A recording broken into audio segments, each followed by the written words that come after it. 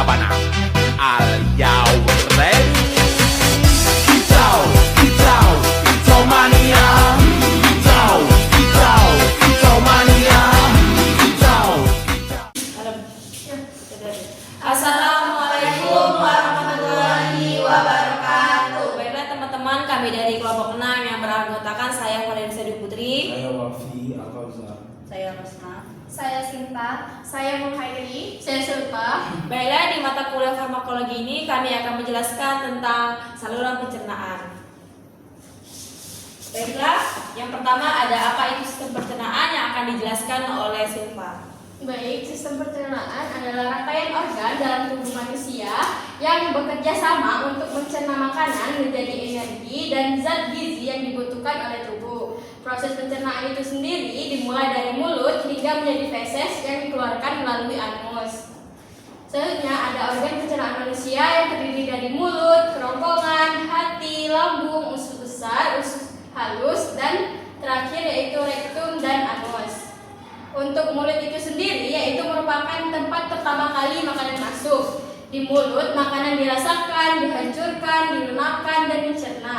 Berikut proses pencernaan yang terjadi di mulut. Yang pertama oleh gigi yang dimana menghancurkan makanan menjadi potongan-potongan kecil. Lidah yaitu mencampur makanan dengan air liur dan merasakan makanan tersebut. Kemudian lidah mendorong makanan menuju kerongkongan. Selanjutnya ada kerongkongan yang akan dijelaskan oleh Muhairi. Nah, di sini ada kerongkongan. Setelah makanan dicerna di mulut, makanan masuk ke kerongkongan. Kemudian kerongkongan membawa makanan dari mulut ke lambung melalui gerakan otot yang disebut peristaltis. Nah, kemudian di sini ada organ lambung. Lambung berfungsi menghancurkan makanan dengan enzim dan asam lambung. Enzim menghancurkan karbohidrat, lemak, dan protein yang terkandung dalam makanan, sedangkan asam lambung membunuh kuman dan bakteri yang ada pada makanan. Setelah dihancurkan di lambung, makanan akan berbentuk bubur. Nah, kemudian di sini ada usus halus. Makanan yang berbentuk bubur akan memasuki usus halus yang terdiri dari 3 bagian, yaitu usus 12 jari, jejunum, dan ileum. Usus halus akan menyerap nutrisi dari makanan dan mengubahnya menjadi energi. Kemudian ada usus besar. Usus besar berfungsi menyerap air dari sisa makanan yang tidak diserap oleh usus halus. Sisa makanan yang telah kehilangan air berubah menjadi kotoran atau feses. Kemudian ada rektum dan anus. Sisa makanan yang sudah menjadi feses akan disimpan sementara di rektum dan dikeluarkan dari tubuh melalui anus. Nah, di sini ada organ pendukung pencernaan. Ada 3, yaitu yang pertama hati menghasilkan empedu yang berfungsi untuk mencerna lemak. Kemudian ada kantung empedu menyimpan empedu dari hati dan mengeluarkannya ke usus halus. Kemudian ada pankreas. Pankreas menghasilkan enzim untuk membantu pencernaan makanan. proses pencernaan manusia. Yang pertama, makanan masuk dan dihancurkan di mulut. Yang kedua, kerongkongan membawa makanan menuju lambung. Yang ketiga, makanan dihancurkan menjadi bubur oleh lambung. Yang keempat, bubur makanan diserap nutrisinya oleh usus halus.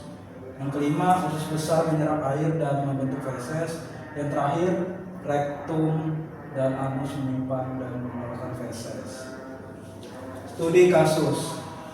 Seorang anak usia 1 tahun, AN.K, datang ke Puskesmas Simpur pada 21 Mei 2024 dengan keluhan BAB cair sejak 2 hari.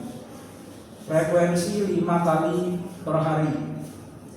Masing-masing 100 cc. Warna coklat kekuningan tanpa lendir maupun darah, disertai lemas dan demam hilang timbul sejak 1 hari.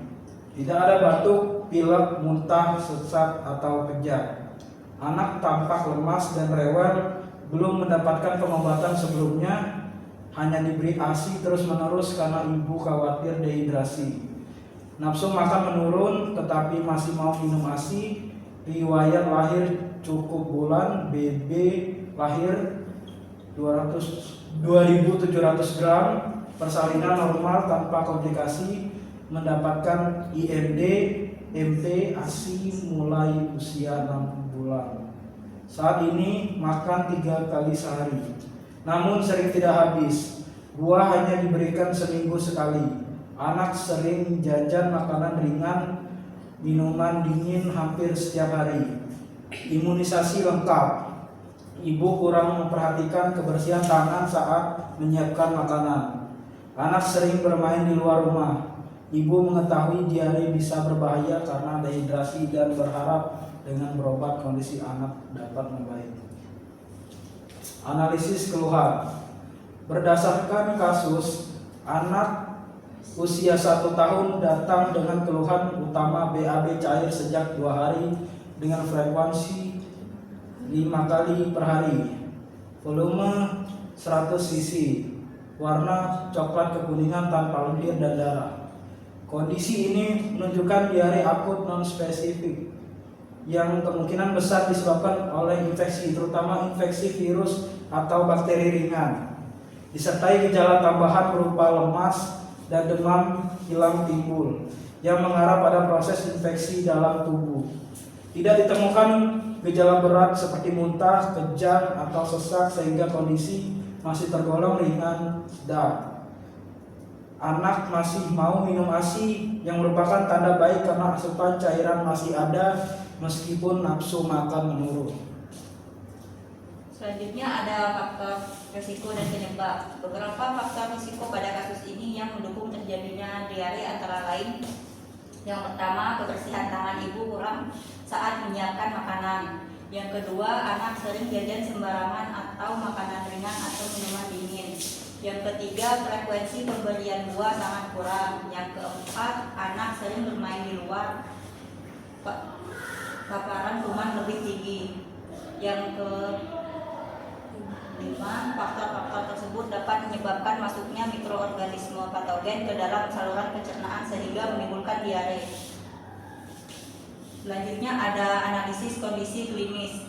Gejala yang dialami anak menunjukkan diare akut tanpa komplikasi atau tidak ada darah lendir, tanpa dehidrasi ringan, lemas, rewel, nafsu makan turun, masih bisa minum ASI, kondisi belum berat, belum ada tanda dehidrasi berat seperti mata cekung, tidak mau minum, kesadaran menurun, sehingga kasus ini masih dalam kategori diare akut dengan dehidrasi ringan sedang.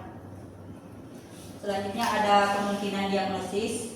Berdasarkan gejala dan faktor risiko, kemungkinan diagnosis diare akut akibat infeksi gastroparesis akut. Kemungkinan penyebab virus, paling sering misalnya rotavirus, bakteri dari makanan atau minuman yang tidak higienis. Penata laksanaan atau tata laksana. Penanganan utama pada kasus ini adalah mencegah dehidrasi dan mengatasi infeksi.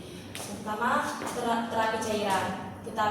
Tetap berikan ASI sesering mungkin, berikan Oralid untuk mengganti cairan yang hilang. Yang kedua, nutrisi. Tetap beri makan sesuai usia, jangan dihentikan. Perbaiki pola makan, lebih bergizi, tidak ada snack. Ketiga, ada suplementasi. Zinc selama 10-14 hari untuk mempercepat penyembuhan diare. Keempat, ada obat tambahan jika perlu.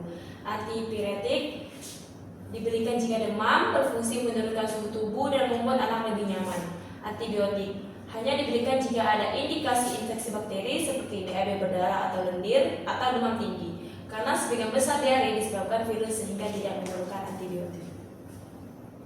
Selanjutnya, edukasi kepada orang tua. Edukasi sangat penting dalam kasus ini karena meliputi cuci tangan sebelum menyediakan makanan, hindari jajanan sembarangan, berikan makanan bergizi seimbang, tingkatkan konsumsi buah dan sayur, perhatikan kebersihan lingkungan dan mainan anak, kenali tanda dehidrasi seperti haus, mata cekung, lemas berat. Yang terakhir ada kesimpulan. Berdasarkan kasus, anak mengalami diare akut kemungkinan akibat infeksi saluran cerna yang dipicu oleh faktor kebersihan dan pola makanan yang kurang baik. Kondisi masih tergolong ringan sedang karena anak masih bisa minum ASI dan belum menunjukkan tanda dehidrasi berat. Penanganan utama adalah pemberian cairan seperti ASI dan Oralid, nutrisi adekuat, serta edukasi kepada orang tua untuk mencegah kekambuhan. Baiklah, mungkin itu saja dari kelompok 6 yang bisa kami sampaikan tentang saluran pencernaan. Kami akhiri. Wassalamualaikum warahmatullahi wabarakatuh. Nah, PPT